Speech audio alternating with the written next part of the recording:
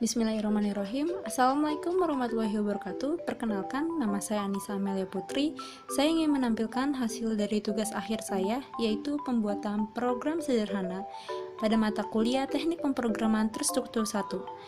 Pada kali ini saya menggunakan aplikasi CodeBlock dengan pemrograman bahasa C. Program yang telah saya buat ini yaitu program menu paket cafe. Di sini saya sudah membuat programnya. Pada program paket menu cafe ini, saya menggunakan dua library, yaitu include_stdlib.h dan include_stdio.h, di mana include_stdlib ini berfungsi untuk menampilkan perintah char dan integer. Pada variabel yang saya gunakan, saya menggunakan perintah integer.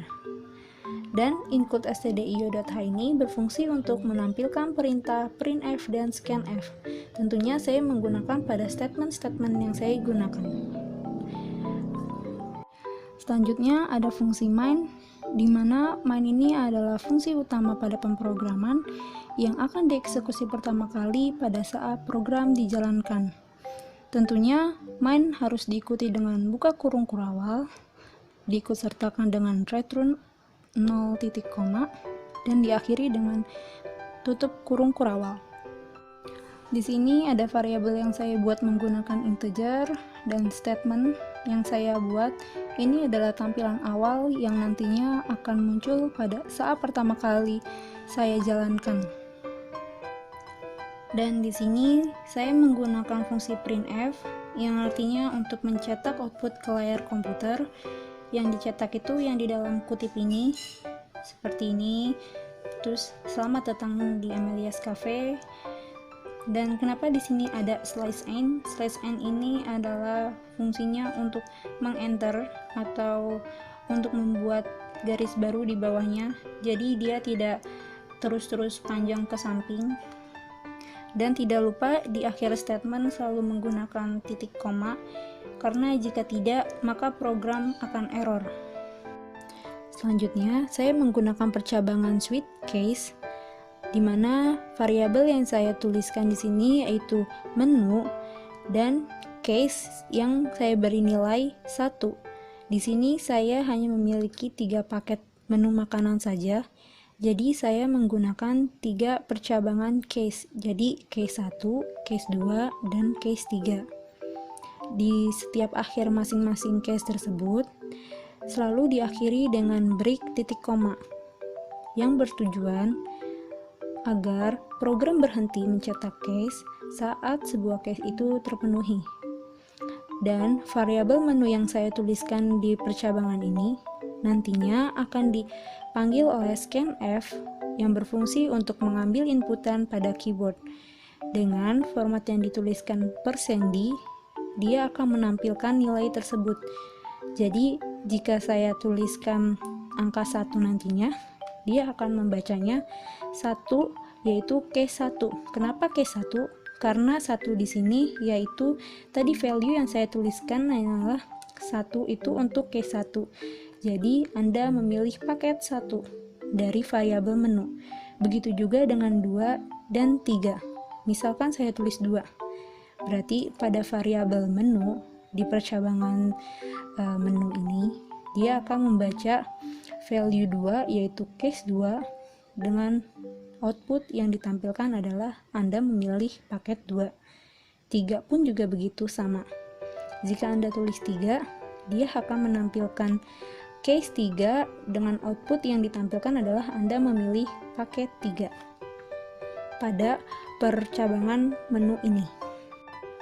Dan di statement case 1 ini terdapat printf. Printf yang artinya mencetak. Dia akan mencetak ketikan yang saya telah ketikan di sini di dalam kutip 2 ini. Dan di sini ada printf /n nasi titik 2 %d kutip 2 koma nasi. Artinya adalah dia akan mencetak nasi titik 2 dengan nilai yang dihasilkan berasal dari sini nasi. Nasinya yang telah saya tulis di variabel atas sini adalah 3000, jadi dia akan menampilkan 3000. Dan begitu juga dengan ayam bakar dengan %d dia akan menampilkan di sini 7.000. Nilainya tertera 7.000. Begitu juga dengan tahu, tempe, lalapan, air mineral. Lalu di sini ada printf, banyaknya pesanan. Saya menggunakan scanf lagi. Scanf yang tadi saya gunakan itu untuk mengambil inputan. Di sini saya mengambil inputan dari jumlah pesanan. Jadi jumlah pesanan ini yang nantinya kita akan ketikkan secara manual di layar pada saat di run.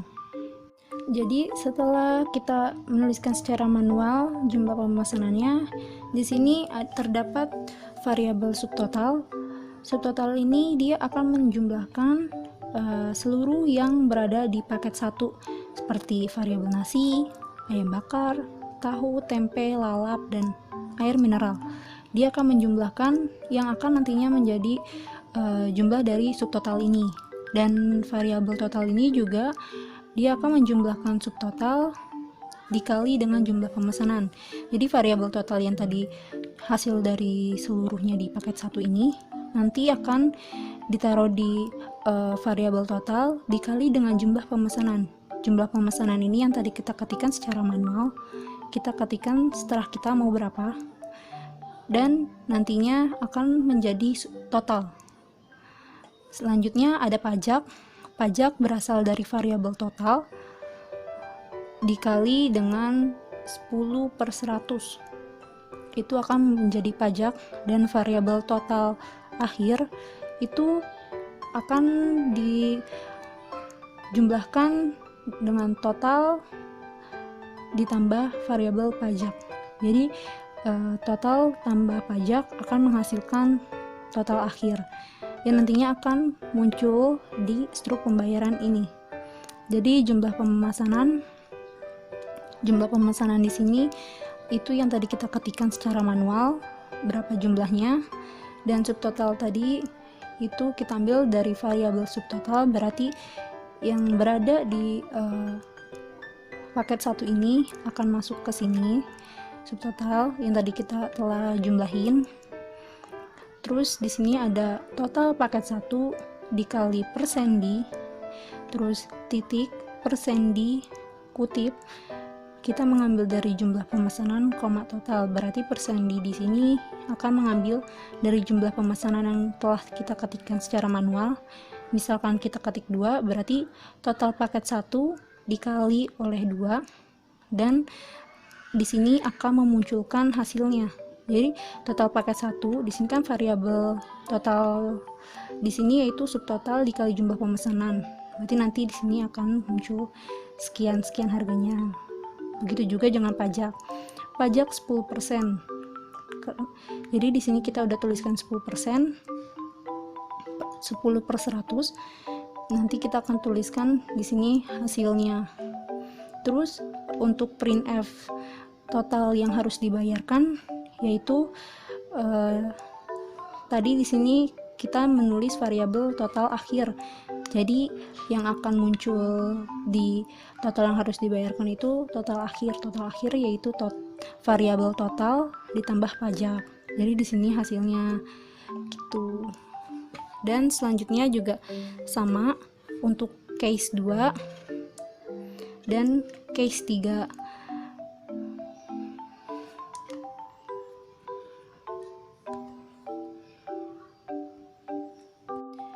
Case 2 dan case 3 pun juga sama dengan case 1 tadi isinya. Yang membedakan hanyalah pilihan paket saja. Jadi yang membedakan di sini hanya subtotal. Di sini hanya berisi nasi, ayam geprek, lalap, dan es teh manis. Untuk yang lainnya sama. Nanti di sini dia akan menuliskan subtotalnya dengan harga yang tertera pada paket 2 dengan pajak 10% dan total yang harus dibayarkan yaitu variabel total ditambah pajak, dan hasilnya akan ditaruh di total yang harus dibayarkan. Case 3 juga sama, yang membedakan hanyalah variabel subtotal karena dia akan menjumlahkan variabel nasi, soto ayam, dan teh hangat saja. Dan tidak lupa untuk di akhir setiap case selalu menggunakan break titik koma. Yang break titik koma ini bertujuan agar program berhenti mencetak case. Dan di sini saya juga menggunakan percabangan lagi di dalam case, yaitu if else yang saya tuliskan dengan variabel kembali sama dengan 00 goto menu, dan else if kembali 99 goto keluar, yang artinya jika kita mengetikkan 00, maka di sini variabel kembali akan membaca yaitu balik ke menu, yaitu menu yang telah saya tulis di atas ini adalah variabel menu ini. Dia akan balik ke selamat datang di Amelia's Cafe. Jika dia mengetikkan